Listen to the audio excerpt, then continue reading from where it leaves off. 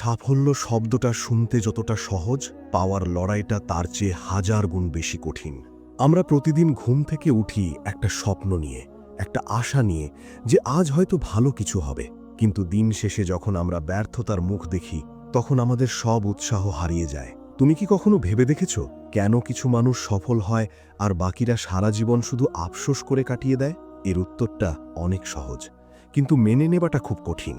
সফল মানুষগুলো তোমার চেয়ে বেশি বুদ্ধিমান নয়, তারা শুধু তোমার চেয়ে বেশি ধৈর্যশীল।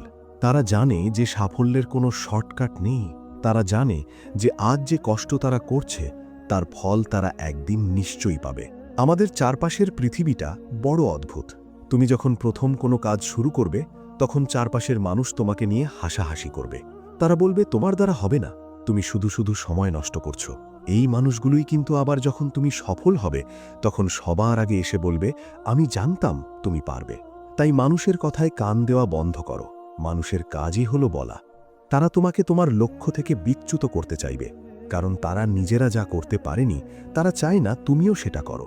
তোমার লড়াইটা তোমার নিজের সাথে। আয়নার সামনে দাঁড়িয়ে যে মানুষটাকে দেখছো ওই মানুষটাই তোমার আসল প্রতিযোগী। গতকালের তুমি আজ কতটা উন্নত হয়েছ সেটাই আসল কথা। মানুষের নেতিবাচক কথাকে নিজের শক্তির উৎস হিসাবে ব্যবহার করো। তারা যত বলবে হবে না, তোমার জেদ তত বাড়বে করে দেখানোর। এখানে একটা গভীর সত্য শোনো। এক ভাস্কর একটি পাথর খোদাই করে মূর্তি বানানোর চেষ্টা করছিল। সে হাতুড়ি দিয়ে পাথরের উপর আঘাত করছিল। 10 বার মারল, কিছুই হলো না। 20 বার মারল, পাথর নড়ল না। এভাবে 50, 80, 99 বার মারার পরেও পাথরে কোনো ফাটল ধরল না। পথচারীরা তাকে দেখে হাসছিল, বলছিল এই শক্ত পাথর ভাঙা অসম্ভব। ভাস্করও নিজে ক্লান্ত হয়ে পড়েছিল।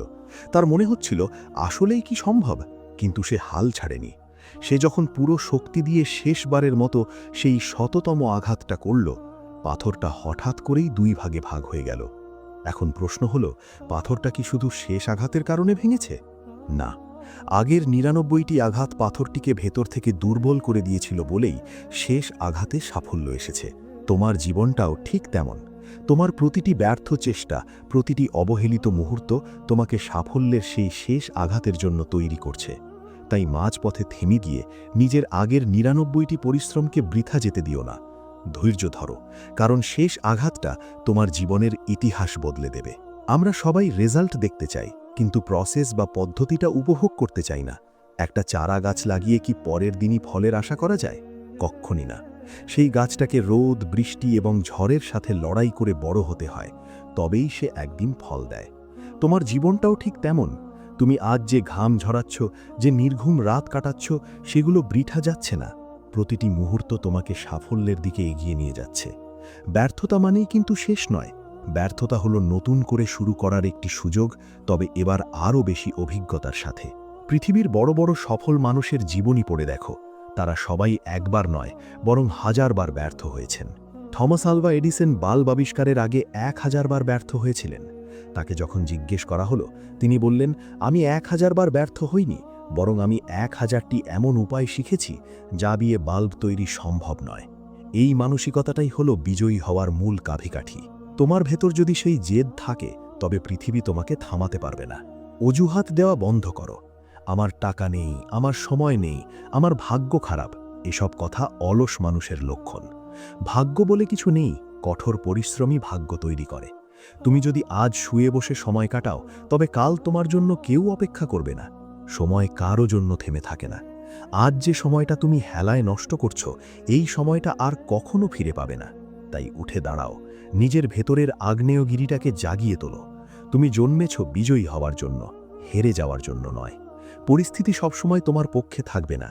ঝড় আসবে, তুফান আসবে, কিন্তু তোমাকে হতে হবে পাহাড়ের মতো অটল।